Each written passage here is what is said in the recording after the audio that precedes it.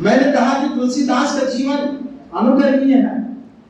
तुलसीदास ने अपने साहित्य के माध्यम से राम के चरित्र का निर्माण किया, वह भी अनुकरणीय है, क्योंकि इनके माध्यम से मूल्यों का बीजारोपण वो करते हैं, संस्कारों का बीजारोपण वो करते हैं। तत्कालीन समय में संस्कारों की आवश्यकता थी, संस्कार देने का काम तुलसी अपने साहित्य में करते हैं। प्रसिद्ध साहित्य का इतिहास का जॉर्ज ग्रेसन बंदेसर जी को सभी को पता है, हिंदी विभाग के जितने भी हैं। ग्रेसन ने उस समय कहा था कि भारत में जो आज संस्कार है वो तुलसी सम्मत संस्कार है। आज जो संस्कारों का हम प्रयोग करते हैं परिवार में, माता पिता के चरण स्पर्श करना, नमस्कार करना, राम राम करना, एक दूसरे का आदर करना, वात्सल्य की भावना, भाई भाई को कैसा रहना है, भाई बहन को कैसा रहना, मित्रों को कैसा रहना, ये सारे संस्कार किसने दिए? हमें तुलसीदास ने दिए हैं। ये हमें पता नहीं है। हमारे पाठ्यक्रम में नया एक पेपर शुरू हो गया है, IKS भारतीय ज्ञान परंपरा।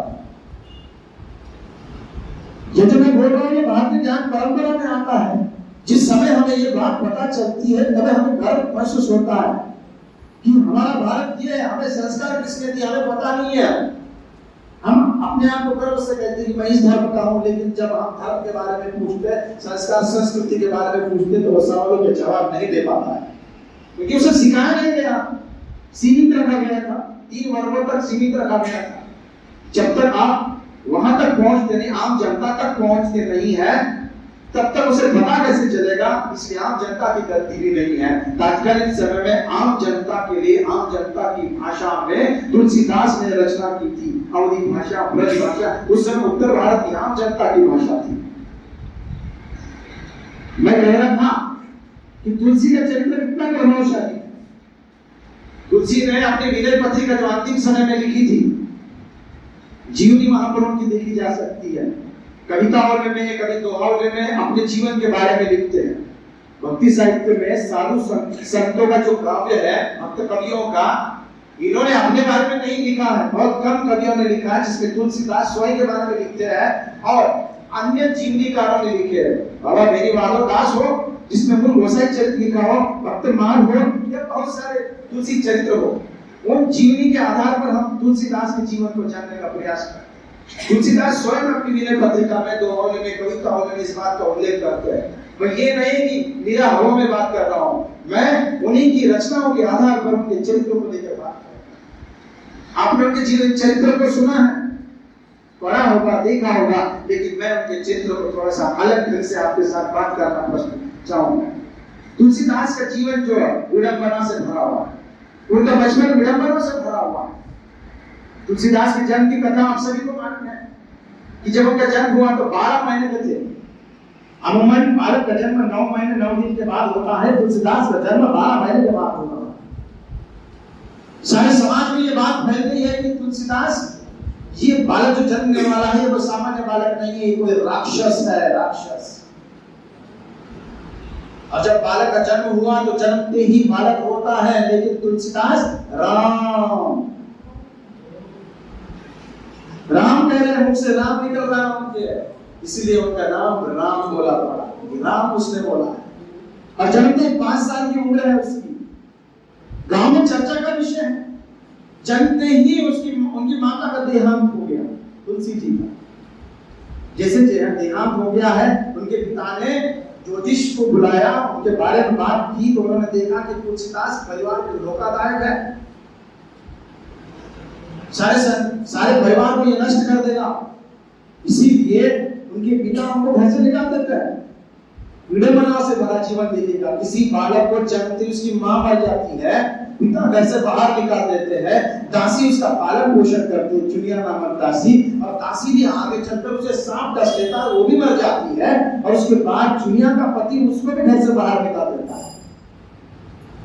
तुलसीदास का जीवन देखिएगा, बालक छोटा सा बालक है, अनाथों सा जीवन, न माँ बाप है, न कोई दासी है, न कोई रिश्तेदार है, अकेला भटक रहा है। तुलसीदास कविताओं में इस बात का उल्लेख करते हैं कि माँ तो पिता जग जाय तजियो विधिहु न लिखी कछु भान लगाए।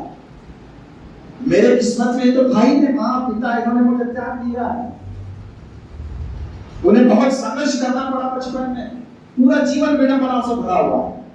जो भी उसके संपर्क में आता है वो मर जाता है। आत्माराम दुबे का लड़का राक्षस पैदा हुआ है, जो इनके संपर्क में आएगा वो मर जाएगा। ये बात तात्कालिक सारे गांवों में जहां जहां तक फैल सकती थी वहां बात फैल गई थी। अब तुलसीदास का कोई नहीं है तो मांग के खाने के सिवा कोई उपाय नहीं है, खुद परिश्रम नहीं कर सकते। अब मांग है कि हर द्वार पर जा रहा है, हर द्वार पर जाते हैं लेकिन द्वार बंद हो जाता है क्योंकि राक्षस है, इसे हम मदद करेंगे तो मर जाएंगे। उस बालक पर क्या बीत रही होगी, हर घर जा रहा है, द्वार पर जा रहा है, मांग रहा है, कहां नहीं जा रहा है, लेकिन कोई मुट्ठी भर चने देने के लिए तैयार नहीं है। तुलसीदास इस बात का उल्लेख भी करते कि 4 दानों के लिए मुझे दर दर की ठोकरें खाना पड़ता है, द्वार बंद कर दिए जाते हैं मेरे सामने, और पहनने के लिए मेरे पास कपड़े तक नहीं है, फटे हुए कपड़ों में जीवन यापन करना पड़ा। इस बात का उल्लेख वो विनय पत्रिका का अंतिम समय में करते हुए नजर आते हैं। वो कहते हैं कि कहां न कियो, कहां न गयो, शीश कहां न लायो, कहां मैंने शीश नहीं चुकाया, हाथ तारी दीनता कहीं, द्वार द्वार बार परी निछार को बोला। मैं हर द्वार पे गया लेकिन किसी ने जो है मुझे अन्न का दान तक नहीं किया है। असन बसन बिनु बारो जहां तहां उठी था। न मेरे पास उड़ने बैठने के लिए कपड़े हैं, बिना कपड़ों के मैं उठता हूं और दौड़ने लगता हूं जहां तहां भोजन के लिए पेट के लिए। लेकिन जीवन कैसा विडंबनाओं से भरा हुआ है। इतना ही नहीं है, बचपन जो है विडंबनाओं से भरा हुआ जीवन, जैसे जैसे जवानी में कदम रखते हैं, शादी होने के बाद आगे चलकर जब पत्नी उन्हें त्याग देती है तो पत्नी का देहांत हो जाता है, ससुर का देहांत होता है, एक क्रम लगा हुआ है कि सभी मर रहे हैं और समाज ने बहिष्कार डाला है, उसका अपना कोई नहीं है। ऐसे समय में तुलसीदास का पूरा जीवन दुख से भरा हुआ, लेकिन एक बात है कि दुख से भरे हुए जीवन में भी तुलसीदास कहीं हार नहीं मानते नजर आते हैं, अपने लक्ष्य के प्रति सजग नजर आते हैं। तुलसीदास का ये जीवन अनुकरणीय है कि तुलसीदास के जीवन में इतना दुख से भरा हुआ जीवन है। वो गीत है कि दुनिया में कितना गम है, मेरा गम कितना कम है। तुलसीदास के गम को, दुखों को जब हम देखते हैं तो हमें जीने का सहारा मिलता है कि तुलसीदास इतना दुखी जीवन रहकर वो जी सकते हैं, महान साहित्यकार, महान संत बन सकते हैं, तो हम क्यों नहीं जीवन जी सकते हैं। तुलसीदास का चरित्र सिखाकर जाता है। दूसरी बात, दूसरे बिंदुओं को लेकर मैं बात करूंगा, शिक्षा दीक्षा को लेकर। कहा जाता है कि शिक्षा से प्रतिष्ठा मिलती है। मैंने पहले कहा कि मैं जीवनी को अलग तरह से आपके सामने रखूंगा। शिक्षा से प्रतिष्ठा मिलती है, हम सभी को पता है। सभी महापुरुषों ने कहा हमें ये शिक्षा ग्रहण करना चाहिए। शिक्षा मराठी में वागे नीचे दूर है। अम्बेडकर जी ने कहा शिक्षा, संघर्ष और संगठन, आप पढ़ो। सभी महान लोगों ने कहा पढ़ने के लिए कहा, भारतेंदु ने कहा पढ़ने के लिए, प्रेमचंद ने पढ़ने के लिए कहा। पढ़ेंगे तो आपको समाज में प्रतिष्ठा मिलेगी, आम जनता को प्रतिष्ठा मिलेगी, नारी को सम्मान का दर्जा मिलेगा शिक्षा के कारण। तुलसीदास के जीवन का जब आप अध्ययन करते देखिएगा किस प्रकार से जीवन है उनका। जहां उन्हें बहिष्कृत कर दिया गया, अब वो शिक्षा प्राप्त करने वाले। जब वो भटकते उनके जीवन में एक नया मोड़ आता है, उन्हें गुरु मिल जाते हैं बाबा नरहरि दास। बाबा नरहरि दास उसकी स्थिति को देखते हैं कि ये बच्चा किस तरह से सूखा हुआ बालक, ठीक से पहनने के कपड़े नहीं, भोजन से व्याकुल है, भूख से व्याकुल है। वो अपनी पीड़ा को सुनाता है नरहरि बाबा को, अपने बारे में बताता है। तो नरहरि बाबा कहते हैं कि तुम राम के शरण में जाओ। राम बोला उस समय कहते हैं कि तुलसीदास कहते हैं कि राम कौन है, मुझे राम से मिलवाओ। तो वो अपने घर लेकर जाते हैं, आश्रम में लेकर जाते हैं और उन्हें राम कथा से अवगत कराते हैं।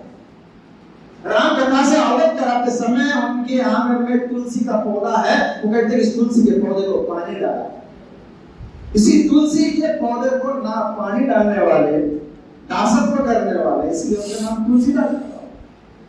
नाम को भी हमें पता होना चाहिए नाम कैसे पड़ा। बाबा नरहरि दास ने उनका नामकरण तुलसीदास के रूप में किया।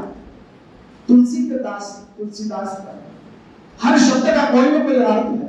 गोस्वामी शब्द का अर्थ है, महाकवि शब्द का अर्थ है। तुलसीदास का नाम तुलसीदास मरने अभी है, उन्होंने राम कथा का ज्ञान उन्हें दिया तुलसीदास को। राम कथा के प्रति, राम के चरित्र के प्रति तुलसीदास आकर्षित होते हुए नजर आ रहे हैं। धीरे धीरे उनका आकर्षण बढ़ गया, उनमें रुचि बढ़ते गई और तुलसीदास एक बुद्धिमान मेधावी छात्र थे। बाबा नारायण दास को लगा कि इस छात्र को इससे भी ज्यादा शिक्षा मिलनी चाहिए। वास्तव में यह शिक्षा उनकी प्राथमिक शिक्षा, वे चाहते थे कि इन्हें उच्च शिक्षा मिले। तत्कालीन समय की उच्च शिक्षा काशी में मिला करती थी, वाराणसी में। तो उन्होंने श्री सनातनी बाबा के पास भेजा उच्च शिक्षा प्राप्त करने के लिए, जहां पर उन्होंने 4 वेद, 18 पुराण, कई नीति शास्त्र ग्रंथों का, कई पुराणों का अध्ययन किया। उसमें वो पारंगत हो गए, निष्णात हो गए, परिपूर्ण हो गए, जो कैसे थे, परफेक्ट हो गए। उस समय वो गुणवत्ताधारी छात्र थे, मेरिट में आए हुए थे, उच्च शिक्षा उन्होंने प्राप्त की थी। और ये जब उच्च शिक्षा में प्राप्त कर रहे थे, उस समय समाज में जैसे जैसे शिक्षा प्राप्त कर रहे थे, समाज में उन्हें सम्मान का स्थान मिलने लगा था। जिस समाज ने उसे ठोकर मारी थी, जिस समाज ने उसे राक्षस कहकर घर में आने नहीं दिया,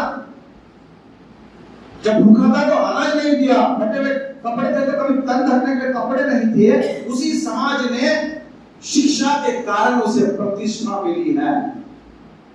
तुलसीदास का चरित्र कितना बड़ा।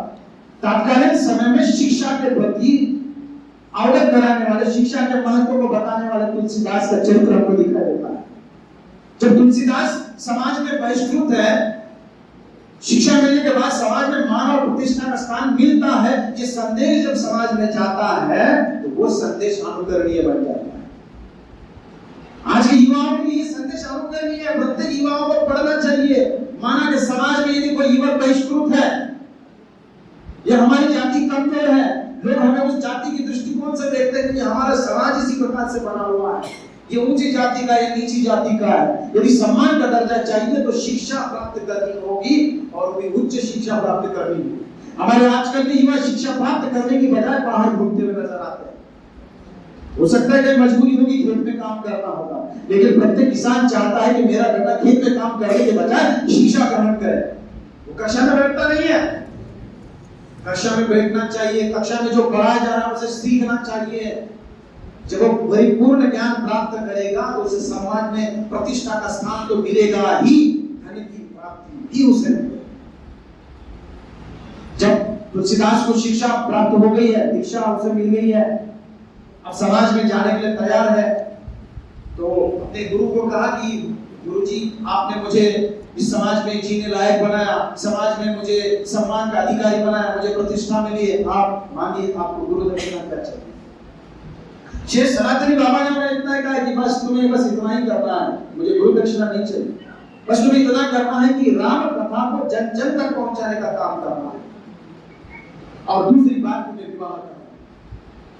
तो तुलसीदास को उस समय श्री सनातनी बाबा ने उनसे मांगा था गुरु दक्षिणा के रूप में तुम्हें राम कथा का जो है प्रचार प्रसार करना है समाज के भीतर। तुलसीदास ने कहा ये तो मैं करूंगा ही। और तुलसीदास का पदार्पण जो गृह में होता है, वैवाहिक गृहस्थी में हो जाता है। उस समय रत्नावली दीनबंधु पाठक की लड़की बड़ी ही मेधावी है, बुद्धिमती नाम भी है उसका, उस खूबसूरत बुद्धिमान लड़की के साथ, रत्नावली के साथ तुलसीदास का विवाह होता है। मैंने कहा है कि प्रत्येक जिस बिंदु पर मैं बात कर रहा हूं वो सभी अनुकरणीय है, कुछ ना कुछ संदेश जरूर देकर जाता है। अब रत्नावली और तुलसीदास का विवाह, इसमें प्रेम आता है।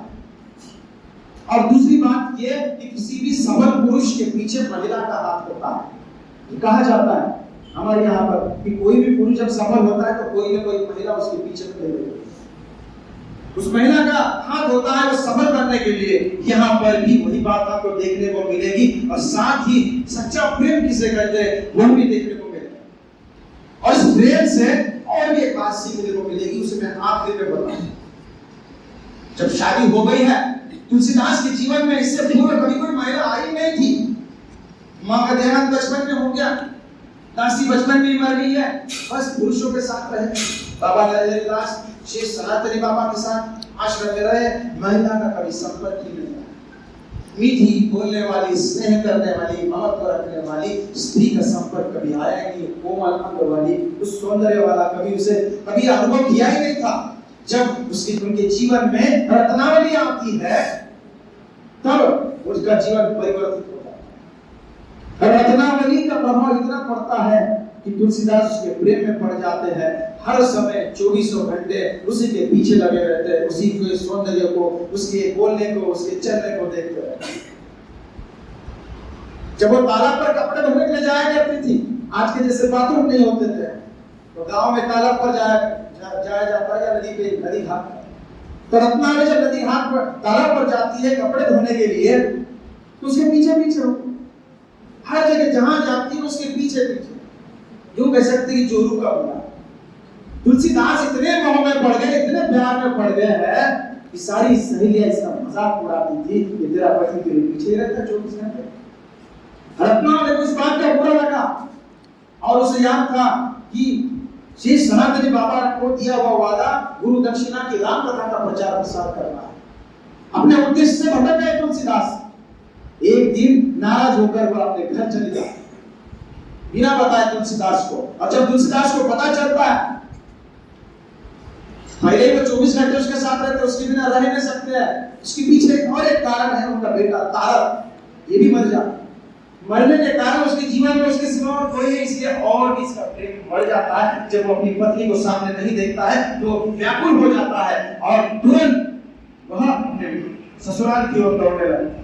अमावस्या की रात है, घनी बरसात हो रही है, दिखाई दे रहा है। घनी बरसात में ये दौड़े जा रहा है, नंगे पैरों में छाले, कांटों से हाथ छीले जा रहे हैं। इसका ध्यान कहां पर है? कंसंट्रेशन, एकाग्रता कहां है? सिर्फ उसकी पत्नी है। उसके साथ क्या हो रहा है उसका ध्यान नहीं है। पैर छीले जा रहे हैं, हाथ छीले जा रहा है, खून बह रहा है, दौड़े जा रहा है। और ससुराल और मायके के बीच में एक नदी है और नदी को बाढ़ आई है। नदी को पार कैसे किया जाए इसके बारे में सोचता नहीं है। वो कुछ तैरता हुआ दिखाई देता है, उसके पकड़ कर वो नदी को तैरकर पार कर जाता है। पता चल जाता है कि वो किसी की लाश थी। उसकी एकाग्रता करना है, कंसंट्रेशन का है, पत्नी में, बाहर कहीं पर भी नहीं है। कितने भयानक संकट है। जब वो गांव पहुंचता है तो पहली मंजिल पर फर्स्ट फ्लोर पर उसका घर है, उसकी रूम है ऊपर, बेडरूम कह सकते हैं। रत्नावली की पत्नी वो इतने रात में जाने के बाद अपने ससुराल वालों को जगाना नहीं चाहता, इतना टाइम वेस्ट नहीं करना चाहता, समय बर्बाद नहीं करना चाहता, तुरंत अपनी पत्नी को देखना चाहता है और कुछ लटकता हुआ दिखाई देता है, उसे पकड़कर ऊपर चला जाता है। पता चलता है कि वो सांप है। तुलसीदास का प्रेम देखिएगा, कितने संकट आए, किसी भी संकट की तरफ उसने ध्यान नहीं दिया। तो आप और हम शिक्षा प्राप्ति के समय मलाहित झालं, घरी असं झालं, बाबांना असं म्हणलं, आईने तसं म्हणलं, मेरे साथ ऐसी घटना हो गई, मेरे साथ माझ्याजवळ शिकायला पैसेच नाही, मला यायला उशीर झाला। ये छोटे मोटे संकटों से आप घबराते हैं और लक्ष्य को प्राप्त नहीं कर सकते हैं। आप उस प्रेम के स्थान पर शिक्षा कर रखिए कि मुझे शिक्षा में सफल होना है, उससे प्रेम करना है, किताबों से प्रेम करना है। और जितने भी संकट आ रहे हैं उस संकट की ओर ध्यान नहीं दे रहा है। बस रत्नावली रूपी शिक्षा की तरफ आप ध्यान दोगे तो सफलता कैसे नहीं मिलेगी? शिक्षा से प्रेम कर रहा है तो तुलसीदास की तरफ प्रेम कर रहा है। मैंने पहले कहा कि मैं अलग ढंग से बात करूंगा, छात्रों के लिए उपयोगी होना चाहिए चरित्र। जिसको लेकर हम बात करते हैं वो उपयोगी, जब तक उपयोगी नहीं होता वो किसी काम का नहीं। आप सुनेंगे नींद आएगी, चला बोलते अरे भाई क्या सीखा क्या आपने उसमें से? कुछ तो सीखा, मैं जो बोल रहा हूं उसमें से आप जरूर सीखेंगे। तुलसीदास जिस तरह से रत्नावली को प्रेम करते हैं, खून निकल रहा है, कंकर चुभ रहा है, कांटे चुभ रहे हैं, लाश का पता नहीं चल रहा है, सांप का पता नहीं चल रहा है, भयानक संकट, तूफान, आंधी, अमावस्या, बरसात, किसी का भी पता नहीं चल रहा है। तो आपके जीवन में बस कुछ मामूली संकट आ सकते हैं, उसे ना घबराकर शिक्षा रूपी रत्नावली को प्राप्त जरूर कीजिएगा।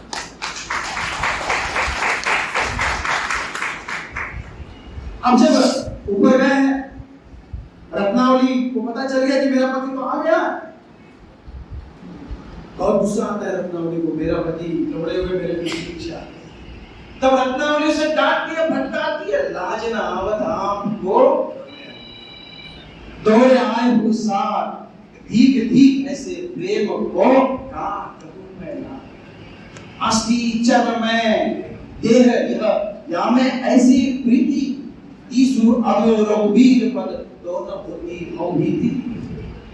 उस समय पत्नी ने पति को फटकारा है और प्रत्येक महिला अपने पुरुष को, वो पुरुष कोई भी हो सकता है, भाई हो सकता है, पति हो सकता है, कोई भी हो सकता है, मित्र हो सकता है, प्रत्येक स्त्री महिला ने जब पुरुष गलत मार्ग पर जा रहा हो तो उसे फटकारना चाहिए।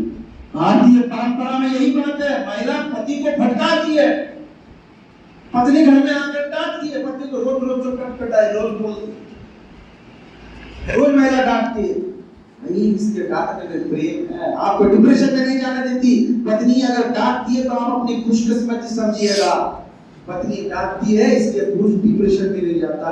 पत्नी को साइकोलॉजी पता है, मतलब मानस विज्ञान हो, वो साइकोलॉजी होती है उसके पास, मनोविज्ञान तज्ञ होती है पत्नी। देखिएगा आपकी साइकोलॉजी को पता चल जाता है, जैसे ही देखते हो मूड और डांटना शुरू कर देती है। उस डिप्रेशन से बाहर निकालने का काम पत्नी करती है, इसलिए पत्नी को हमेशा धन्यवाद जरूर दिया। तो यहाँ रत्नावलियों से बाहर निकालने का काम करती है। यहाँ केवल ये बात नहीं है कि केवल स्त्रियों ने पुरुषों को ही डांटना चाहिए गलत मार्ग पर जाने पर, पुरुषों ने महिलाओं को भी डांटना चाहिए। महिला अपने लक्ष्य से भटकती है तो उसी भी डांटना चाहिए। यहाँ पर रत्नावली डांटती है कि तुम्हें शर्म नहीं आती है, तुम दौड़ के आए मेरे पीछे पीछे, ऐसा प्रेम, मैं धिक्कारती हूं ऐसे प्रेम को। अपने पति को डांट रही है, तुम किससे प्यार कर रहे हो? इस अस्थि और मांस से बने हुए शरीर से, हाड़ और मांस से बने हुए नश्वर शरीर से तुम प्यार करने के लिए इतनी दूर से दौड़ के आए हो? यदि तुम इसमें से थोड़ा सा भी प्यार आराम से कर लेते तो सारे संसारों से मुक्ति, सारी पीड़ा से मुक्ति तुम्हें मिल जाती, राम तुम्हें मिल जाते। भक्ति का संदेश किसी को पाना है तो वो इशारों कर डाला, किसी को पाना है बड़ी शिद्दत से पाना, तो उसमें पूरी शिद्दत होनी चाहिए। रत्नावली ने डांटा और उस समय तुलसीदास का प्रेम जो मोह माया में पड़े हुए थे उससे बाहर निकल कर, उस डिप्रेशन से बाहर निकाला और उसके लक्ष्य के प्रति जागरूक किया कि तुम्हें राम कथा लिखनी है। इस वाक्य में स्पष्ट कर दिया। और तुलसीदास वास्तविक तुलसीदास बनने के लिए बैरागी तुलसीदास बन जाते, संसार का त्याग कर देते और वो बैरागी बन जाते, गोस्वामी बन जाते, इंद्रियों पर नियंत्रण प्राप्त करने वाला स्वामी।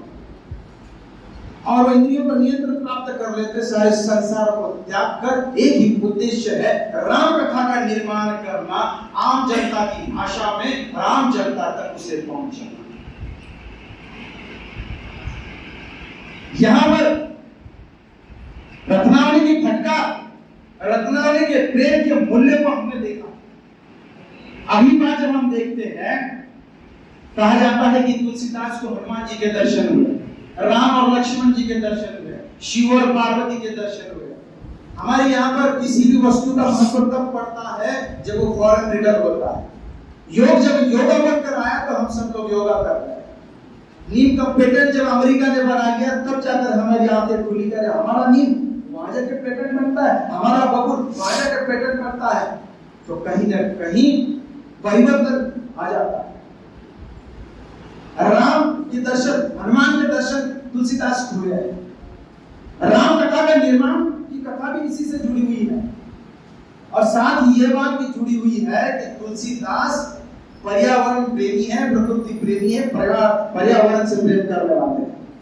आज के समय में पर्यावरण से प्रेम करना, पर्यावरण के प्रति जागरूक होना बहुत जरूरी है। आपका महाविद्यालय प्रकृति के प्रांगण में है, आप पर्यावरण से प्रेम करते हैं, प्रकृति से प्रेम करते हैं, आप प्रकृति की गोद में स्वच्छ निर्मल हवा लेते हैं। लेकिन शहर में इस प्रकार से नहीं है, वहां कंक्रीट के जंगल है, वहां प्रदूषण है, ध्वनि प्रदूषण है। ऐसी जगह पर जंगलों की, प्रकृति की जरूरत पड़ती है। तुलसीदास इस कथा के साथ ये भी बात जुड़ी हुई है, पर्यावरण का भी संदेश देते हैं और हनुमान, राम, लक्ष्मण और शिव, पार्वती के दर्शन का भी वो संदेश देते जाते हैं। राम कथा के प्रचार प्रसार के लिए जब तुलसीदास गांव-गांव घूमने के लिए जाते थे तो उन्होंने देखा कि एक पेड़ सूखा हुआ है। उन्होंने तय कर लिया कि मुझे इस पेड़ को जीवन दान देना है और रोज कमंडल में पानी भर के लेकर आए। आसपास देखा कि कोई पानी का स्रोत नहीं है, बंजर भूमि है, पेड़ को जीवित कैसे रखा जाए, इसलिए रोज कमंडल में पानी लेके आते, उस पेड़ को पानी डालते। धीरे धीरे उनका परिश्रम रंग लाने लगा और वो पेड़ हरा भरा होने लगा। तुलसी का ये कृत्य आज भी अनुकरणीय है। जहां पे पेड़ सूखता हुआ नजर आए उस पेड़ की रक्षा करनी चाहिए, पेड़ों को लगाना चाहिए, वृक्षों के महत्व को बताने वाला। रामचरितमानस हो या अन्य स्थानों पर हम देखते हैं कि पूरा रामचरितमानस में आप प्रकृति चित्रण देखेंगे, क्योंकि राम जब वनवास में गए हैं तो जंगल आपको दिखाई देगा, वानर आपको दिखाई देंगे, पशु पक्षी दिखाई देंगे, शेर आपको दिखाई देगा, हिरण दिखाई देगा, हाथी दिखाई देगा, सभी एक साथ विचरण करते हुए नजर आएंगे। फूलही फलही सदा तरु कानन रहनी एक संग गज पंचानन खग मृग सहज पैरु विसारी सबनी परस्पर प्रीति बराई। सभी जो है पशु पक्षी एक साथ रहते हैं, किसी का किसी के साथ कोई बैर नहीं है। पशु पक्षी के प्रति प्रेम को बढ़ाने वाले, पर्यावरण के प्रति प्रेम को बढ़ाने वाले तुलसीदास थे। जब पेड़ को पानी डाल रहे हैं तो पेड़ फल देता है। यहां पर किसी न किसी कथा की जरूरत थी तो तुलसीदास उसी कथा को जोड़ते हैं। हम किसी वृक्ष को जीवन दान देते हैं तो वो हमें ऑक्सीजन देता है, साथ में हमें हवा देता है, ठंडक देता है, फल देता है, कुछ न कुछ जरूर देता है। जो वृक्ष भी कुछ न कुछ देता है। उस वृक्ष पर एक प्रेत रहा करता था, ऐसा तुलसीदास कहते हैं। वो प्रेत वहां आता है और उन्हें कहता है, उन्हें हनुमान जी के दर्शन के बारे में कहता है कि तुम जब राम कथा बोलते हो, कहते हो चित्रकूट में, वहां पर तो एक व्यक्ति रोज आता है, सबसे पहले आता है, सबसे आखिरी में जाता है, वही हनुमान जी। उस प्रेत ने बताया, वास्तव में प्रेत नहीं था, वो हनुमान जी थे। और जब वह प्रवचन कर रहे थे तो वही बूढ़ा व्यक्ति सबसे पहले आखिरी में जा रहा है। तो तुलसीदास जी उसके चरण पकड़ लेते हैं कि प्रभु मैंने तुम्हें पहचान लिया, तुम ही हो हनुमान जी। और हनुमान कहा जाता है कि उन्होंने अपने दर्शन। तुलसीदास का महत्व यहीं से बढ़ जाता है कि हनुमान जी के दर्शन हो गए, चारों तरफ लौकिक जो है फैलने लगा है। हनुमान जी से बात हो गई तो हनुमान जी से डायरेक्ट राम और लक्ष्मण तक पहुंचा जा सकता है, तुलसी को पता। तो तुलसीदास जो है हनुमान जी से कहते हैं कि मुझे राम लल्ला के दर्शन करने हैं, मुझे लक्ष्मण के दर्शन करने हैं, अपने प्रिय राम को देखना है, मुझे मैं कैसे देखूं। तो मौका उन्हें मिलता है और वो चित्रकूट की ओर जाते हैं। कहता है कि चित्रकूट में जाओ, प्रवचन करते समय वहां पर राजकुमार आएंगे। जब राजकुमार बालक रूप धारण करके आते हैं तब तुलसीदास उसे पहचानते नहीं है। तब हनुमान जी एक तोते का रूप लेकर आते हैं और तुलसीदास को याद दिलाते हुए कहते हैं, चित्रकूट के घाट पर भई संतन की भीड़, तुलसीदास चंदन घिसे तिलक देख रघुवीर। यहाँ तुलसीदास चंदन घिस रहे हैं और तिलक कौन दे रहा है? स्वयं राम बालक रूप में तुलसीदास को चंदन लगा रहे हैं। तुलसीदास पहचान नहीं रहे। शुभ तोता कह रहा है, जैसे तोता भी कहता है, हनुमान जी तोते का रूप लेकर आते हैं, जैसे ही तोता कहता है तुलसीदास जागरूक होते हैं, पहचान लेते कि तुम ही राम लक्ष्मण हो। और उन्हें कहा जाता है कि राम लक्ष्मण वास्तविक रूप के दर्शन वहां पर उन्होंने करवाए। इस तरह से राम और लक्ष्मण के दर्शन होने लगे। शिव पार्वती को लेकर एक दिन उन्हें सपना आया और शिव जी ने कहा कि तुम्हें आम जनता की भाषा में राम कथा को लिखना है।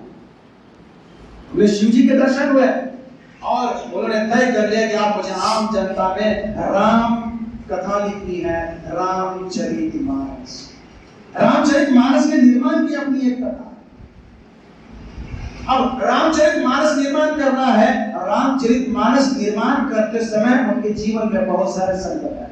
कोई भी विद्वान व्यक्ति जब कुछ अच्छा काम करता है तो लोग उसके आड़े आते, उसको काम करने नहीं देते।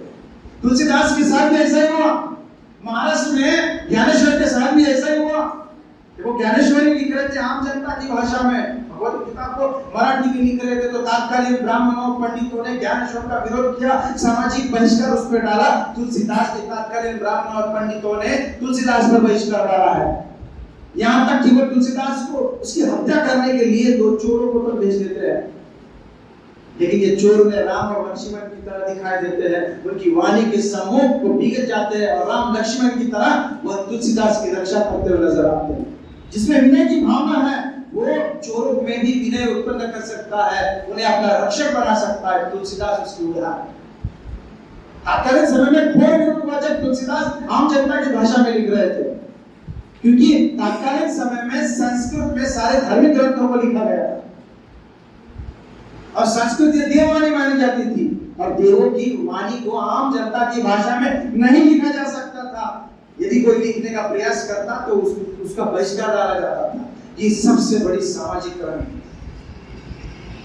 कोई हमारे यहाँ पर राज करता है और उसके विरोध में हम आंदोलन करते हैं तो उसे देशभक्ति या देश क्रांति कहते हैं, लेकिन तुलसीदास ने तात्कालिक समय में सामाजिक क्रांति की, और सामाजिक देशभक्ति से किसी दुश्मन के खिलाफ क्रांति करने से सबसे बड़ी क्रांति होती है सामाजिक क्रांति करना, क्योंकि सामाजिक क्रांति में सब लोग हमको जानते हैं, हमारे नस्ल को जानते हैं, हमारी कमजोरी को जानते हैं, उसके विरोध में खड़ा होना कोई मामूली बात नहीं होती है। तुलसीदास तात्कालिक समय में सामाजिक क्रांति करते हुए नजर आते हैं, आम जनता की भाषा में राम कथा को पहुंचाने का काम करते हैं। तुलसीदास जब रामचरितमानस लिख रहे हैं, तब रामचरितमानस लिखते समय ये बात स्पष्ट कर देता है कि मैंने नाना पुराणों का अध्ययन किया है। शुरुआत संस्कृत से करते हैं। तात्कालिक ब्राह्मणों को संदेश देते हैं कि मैं केवल अनुवाद ट्रांसलेट नहीं कर रहा हूँ। तुलसीदास वाल्मीकि ने जो रामायण लिखा था केवल ट्रांसलेट के अनुवाद नहीं कर रहा हूँ, मैं मौलिक लिख रहा हूँ। आप देखेंगे कि वाल्मीकि ने जो रामायण लिखा और तुलसी ने जो रामायण लिखा दोनों अलग दिखाई देंगे आपको। तत्कालीन युग का प्रभाव, युग की समस्या, उस सभी को लेकर तुलसीदास लिखते हैं। और तुलसीदास ये कहते हैं कि मैं कोई निरा अनपढ़ नहीं हूँ, मैंने बहुत सारे नाना ग्रंथों का अध्ययन किया है।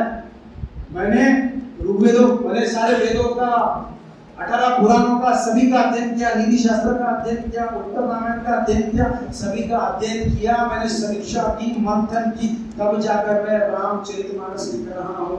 ये तात्कालिक ब्राह्मणों को संदेश दे दिया, तुम मुझे कम समझने की हिम्मत मत करना, क्योंकि तुलसीदास उस समय के उच्च शिक्षा विभूषित थे और उन्होंने पढ़कर कई ग्रंथों का अध्ययन करके तात्कालिक समय में रामचरितमानस जैसा पुस्तक, मौलिक पुस्तक लिखने का काम किया। और जो पुस्तक लिख रहे हैं तो मारने के लिए आते हैं लोग, ये भी कहते हैं कि इसे गंगा में बहा दो, दबाव आता है, तोड़रमा को भेजते हैं कि रामचरितमानस को देने के लिए, रामचरितमानस को लेकर चले जाते हैं। तुलसीदास के पास गीता भी नहीं है, सामदान दंडभेद का प्रयोग किया जाता है, लेकिन तुलसीदास की स्मरण शक्ति इतनी जबरदस्त है कि वो नया रामचरितमानस लिख देते हैं।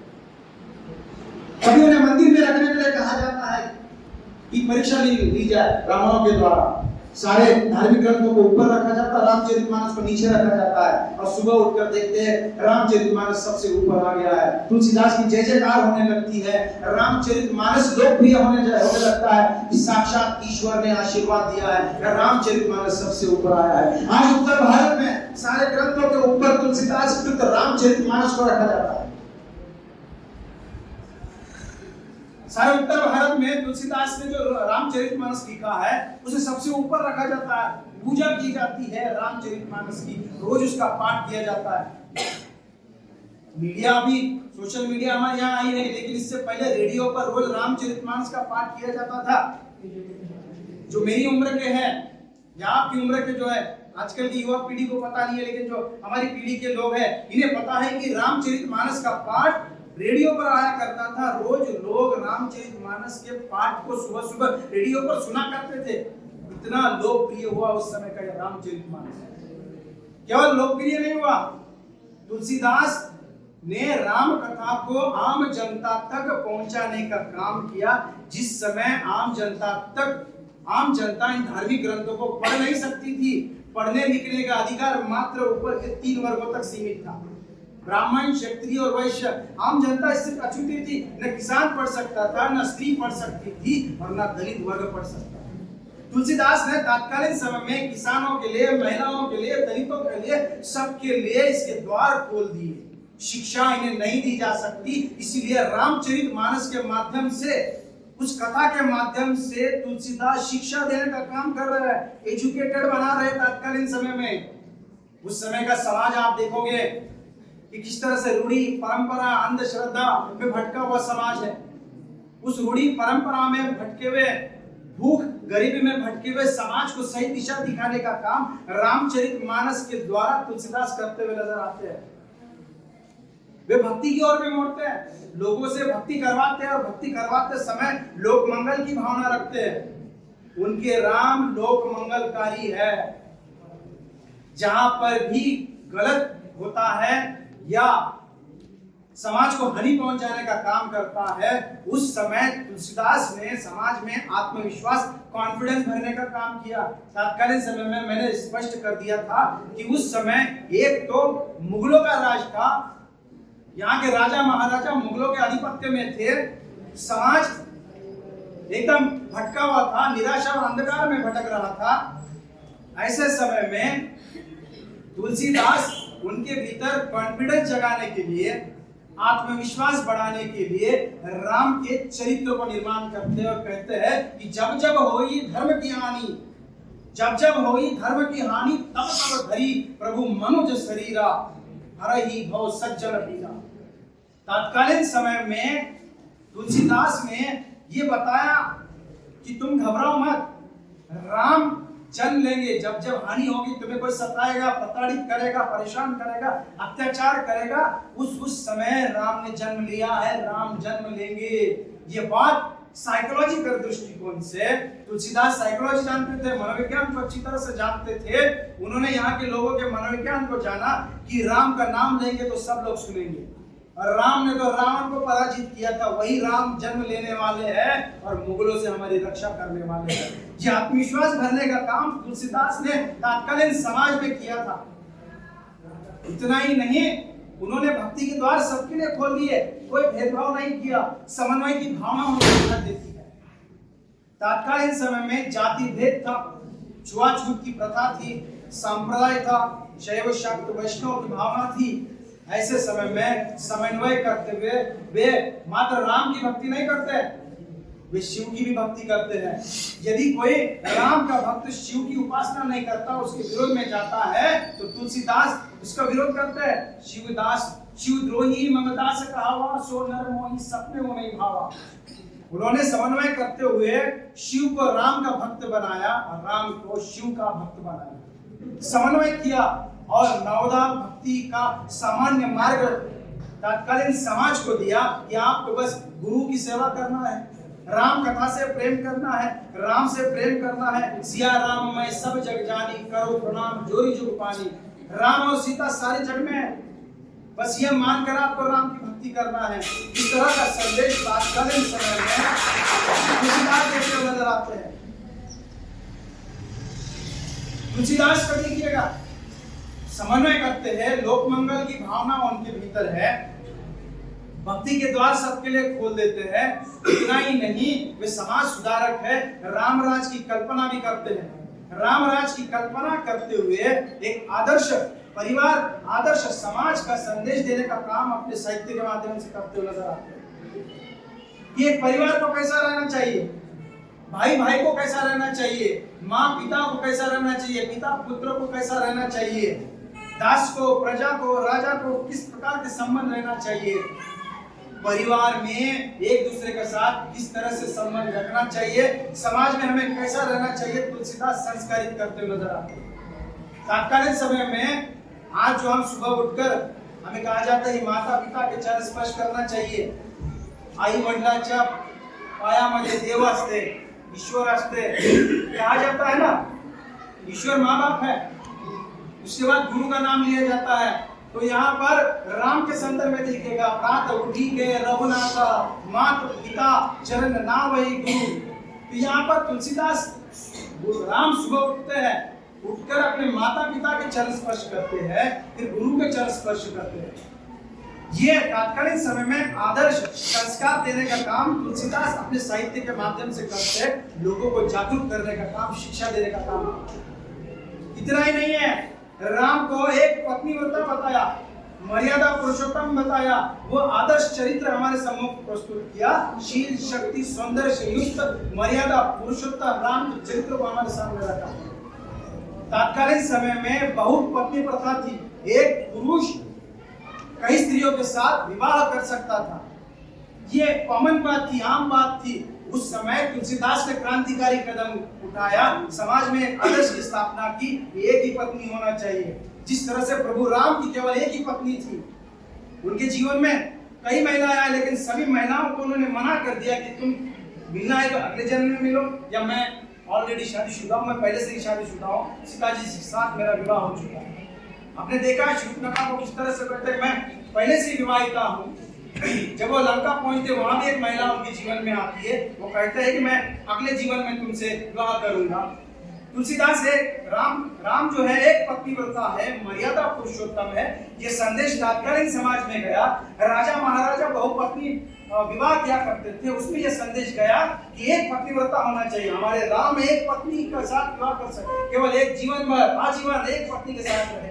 सीता आजीवन अपने एक ही पति को, राम को ही पति मानकर सारा जीवन अर्पित कर दिया। महिला को भी एक ही पति को मानना चाहिए और पुरुष को भी एक पत्नी के साथ ही रहना चाहिए। कितनी बड़ी शिक्षा उस समय उन्होंने दी थी। शिक्षा के द्वार राम कथा के माध्यम से तुलसीदास ने खोल दिए। उस समय ये बात देखिएगा किस तरह से संस्कार डाल रहे हैं तुलसीदास। जब लोगों को आम शिक्षा नहीं थी तो शिक्षा कहां से दे रहे हैं? रामचरितमानस के माध्यम से, चरित्र के माध्यम से दे रहे हैं। भाई भाई को कैसे रहना है, भाई बहन को कैसे रहना है, मर्यादा का उल्लेख देखिएगा। यहाँ पर एक मर्यादा का उल्लेख सीता जी का है। हमारे यहाँ पर महिलाएं, ग्रामीण महिलाएं देखिएगा घूंघट निकालती है। अंतिम बिंदु स्पष्ट करता हूँ क्योंकि मुझे पता है कि समय बहुत हो गया, मैं रुक जाता हूँ। तो यहाँ सीता जी जो है, हमारे यहाँ ग्राम में जो है महिला पति का नाम नहीं लेती है। आज भी शहरों में भी पति का नाम महिलाएं लेती नहीं है। नाम की जगह आहो, बंटीचे वडील, याचे पप्पा नाम नहीं लेती है। मर्यादा है, हमारे यहाँ संस्कार सिखाए गए हैं। हमें हमारे एक संस्कार चल गया। ये संस्कार कहाँ से? तुलसीदास ने हमको संस्कार दिए, वो संस्कार अभी तक उसका पालन किया जाता है। एक बार वन में राम लक्ष्मण सीता एक साथ जा रहे थे, आदिवासी महिला सामने से। स्वाभाविक है महिलाएं उस समय सवाल पूछती है सीता को कि दोनों पुरुष जो है एक से बढ़कर एक दिख रहे हैं। राम सुंदर है, लक्ष्मण सुंदर है, शीलवान है, शक्तिवान है। महिलाओं को लगा दोनों में से कौन इनका पति है। तब उन्होंने पूछा इसमें से कौन पति है। अब सीता तो बात नहीं करेगी, महिला मर्यादा है हमारे पास। तब सीता किस प्रकार से जवाब देती है? तिरछे करी नयन, सिर्फ इशारों से बात करती, बस आंखों से कहा, तिरछा किया, ये मेरे पति। तिरछे करी नयन तेई सैन मुस्काई, कछु मुस्काई चली। केवल इशारों से बताया कि ये मेरे हस्बैंड है, ये मेरे पति है, और सामने वाले को पता चल भी गया। मर्यादा का पालन, संस्कार उन्होंने तुलसीदास ने रामचरितमानस में से दिया, राम की कथा के माध्यम से, उन पात्रों के माध्यम से दिया कि पारिवारिक आदर्श कैसे होते, सामाजिक आदर्श कैसे होते। तत्कालीन समाज को सुधारने का काम उन्होंने किया। लोक मंगल की भावना, लोगों को सुधारने का काम अपने साहित्य के माध्यम से किया। तुलसीदास का स्वयं का जीवन और तुलसीदास द्वारा निर्मित राम का चरित्र दोनों भी अनुकरणीय है। तत्कालीन समय में उन्होंने दोनों चरित्र के माध्यम से आम जनता को शिक्षित करने का काम किया। तुलसीदास जयंती की पुनः आप सभी को बताया। शुभकामनाएं।